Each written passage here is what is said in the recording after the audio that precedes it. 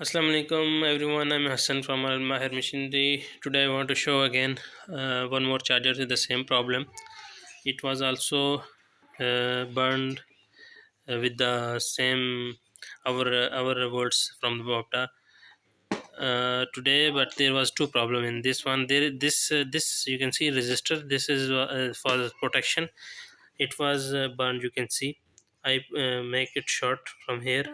Our I bypassed this one because it was burned, and there was this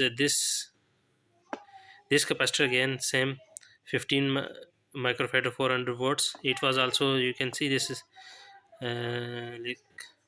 like burned. You can see this is not the normal condition of the capacitor. So again, from like this kind of noise saver, I find out 10 uf micro 10 uf capacitor 400 volts, and it's working. Now I will show you with the multimeter its output.